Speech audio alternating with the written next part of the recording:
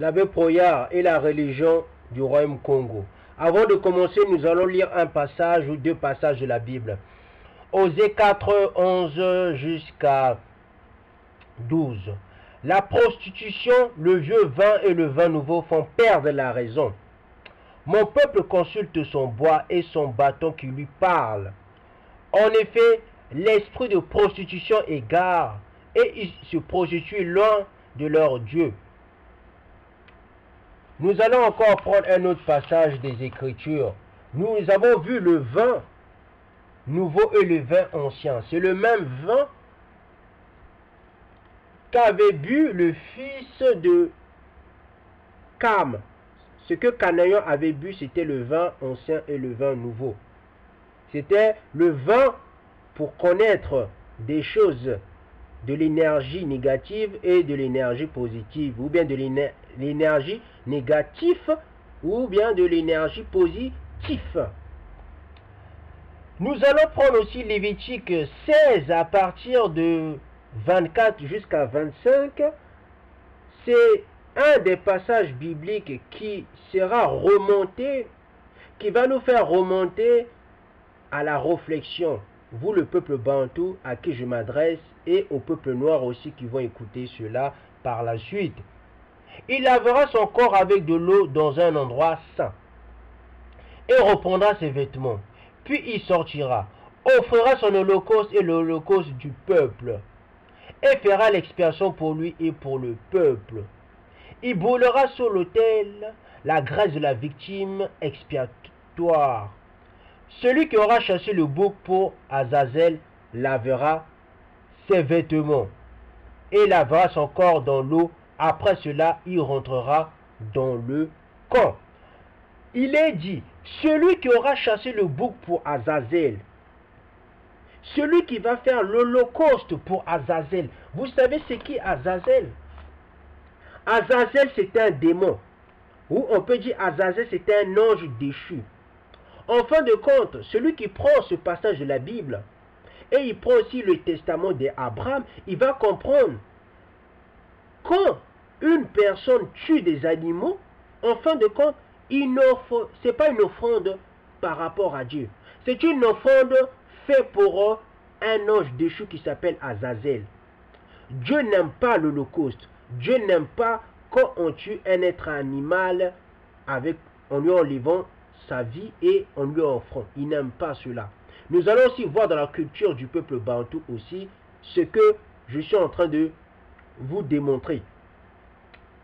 Nous allons poursuivre.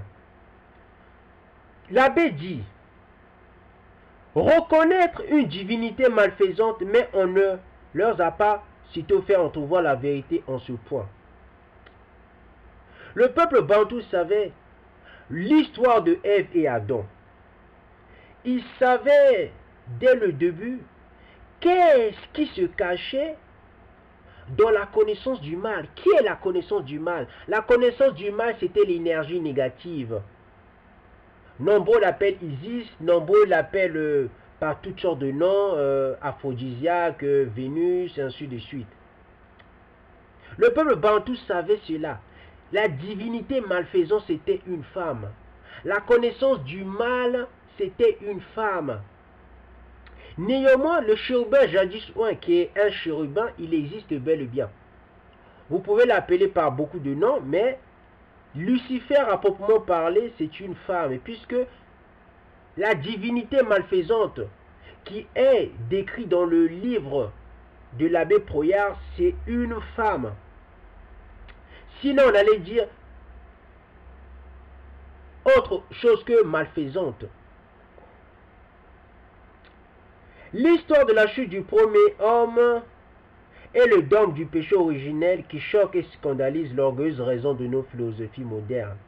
Deviennent pour eux un dénouement satisfaisant et comme le premier degré qui les conduit à la foi d'un seul être suprême. L'abbé Proyard, en train de nous faire comprendre, ou bien de nous faire mettre dans la réaction, afin de réfléchir plus sur la notion de l'être suprême. Avant que les Européens viennent nous aliéner avec toutes sortes de phrases, toutes sortes de langages, de ruses, eux-mêmes dans ce livre-là, ils disent, ou il dit, le peuple bantou connaissait l'histoire de Adam et Ève. Avant le partage de l'Afrique, avant l'esclavage, le peuple bantou connaissait l'histoire de Adam et Ève. Si le peuple bantou connaissait cela, mais qui leur a appris cela alors? Nous sommes dans un temps où il faut dire la vérité, il faut que la connaissance augmente. Je vous donne un temps pour réfléchir. Comment se fait-il? Le peuple bantou connaissait l'histoire de Adam et Ève avant que l'évangile du bien et du mal nous vienne sur la terre du peuple bantou. Ceux qui ne connaissent que la théologie du pays, persuadés que le Dieu bon leur sera toujours assez favorable, ne songent qu'à apaiser le Dieu de la méchanceté. Vous voyez maintenant comment le peuple bantou était tombé si bas. Quand je vous ai lu Osée 4, vous n'avez pas compris pourquoi je l'ai lu. C'était pour vous amener à plus de perception par la suite de la lecture, au fur et à mesure. Les uns, pour le rendre propice, ne mangent jamais de volaille ou de gibier. Le peuple bantou ne mangeait pas de volaille et de gibier. Les uns, ce n'était pas tout le monde. Il y en a qui ne mangeaient pas de volaille et de gibier. D'autres ne mangent pas de certaines espèces de poissons. Le peuple bantou aussi ne mangeait pas aussi des poissons impurs. On connaissait cette notion avant l'évangélisation de ceux qui sont habillés en peau d'agneau. Mais pourtant ce sont des loups. D'autres ne mangent pas de certaines espèces de poissons, de fruits ou de légumes. Il n'en est aucun qui ne fasse profession de s'abstenir toute sa vie de quelque sorte de nourriture. La seule manière de lui faire des offrandes est de laisser périr sur pied en son honneur quelques arbrisseaux chargés de leurs fruits. Le bananier est celui qui lui consacre de préférence.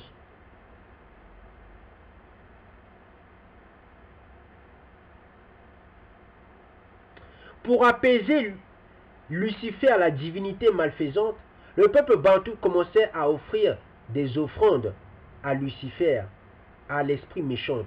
C'est comme ça que nous sommes tombés aussi. Nous sommes tombés parce que nous avons une compréhension farfelue de la spiritualité. Nous avons, au fur du temps, nous avons commencé à mélanger beaucoup de suspicions qui ne devaient pas la peine de connaître ou bien de valoir. Ils ont des idoles qu'ils honorent moins comme des dieux que comme les interprètes de la divinité. Ce sont des figures de bois grossièrement travaillées, dont quelques-unes sont de taille naturelle. Elles sont renfermées dans des temples qui ne sont ni plus grands, ni plus richement ornés que les maisons ordinaires. On trouve de ces idoles dans les villes et les villages, et quelquefois dans le bois et les lieux écartés. Les particuliers vont les consulter pour apprendre d'elles quel sera le sujet de leur entreprise.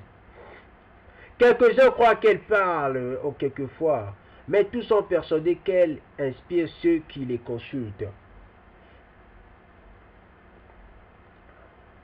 Le peuple bantou était tombé très bas. Nous voyons là, nombreux, en consultant les idoles, les bois, ils croyaient que les bois pouvaient parler, les bois pouvaient marcher. Et nous retrouvons la même chose dans la Bible. Il y a trop de mariages, que ce soit dans l'histoire des missionnaires, des jésuites, qui est propagé dans la Bible. Ça doit vous faire réfléchir longuement.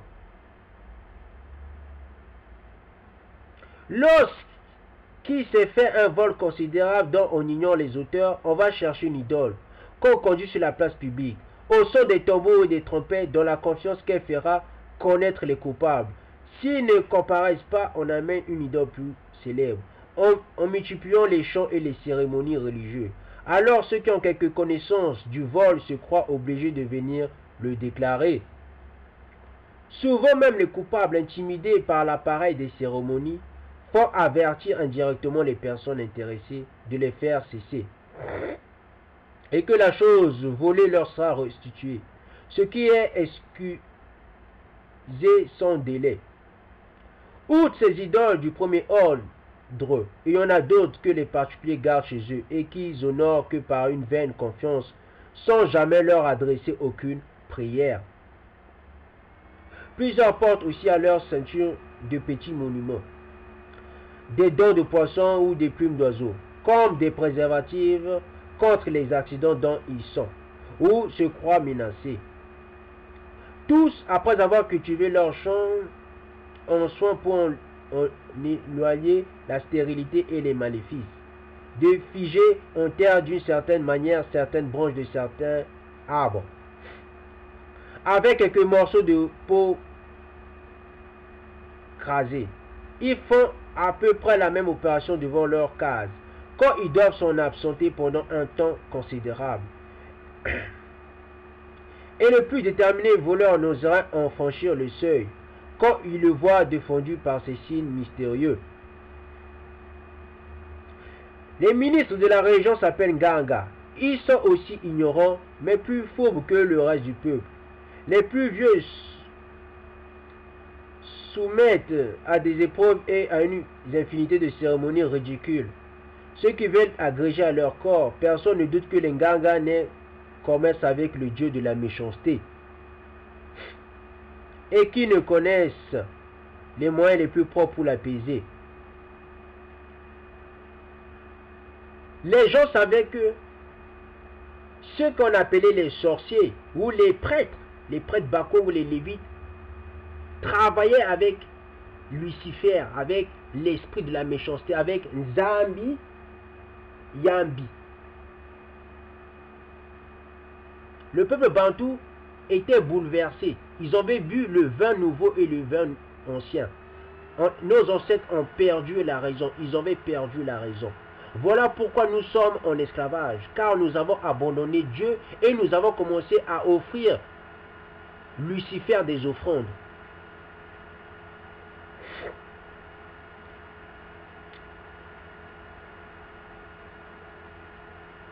Et découvrent les choses les plus secrètes. On leur demande comme au roi la pluie et le beau temps. On croit que par la vertu de leur enchantement, ils peuvent se rendre invisibles et passer au travers des portes, fussent-elles du bois le plus dur ou même de fer. On n'a pas remarqué que les Nganga offrirent aucune espèce de sacrifice à la divinité et à considérer les fonctions de leur ministère. Ils ne méritent que les noms de divins, de magiciens ou de diseurs de bonne aventure.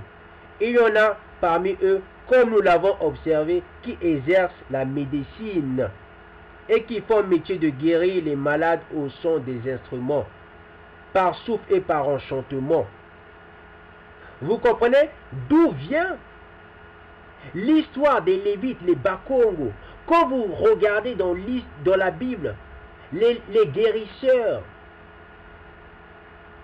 c'était des Lévites, c'était des prêtres, c'était les Nganga, c'était les ministres.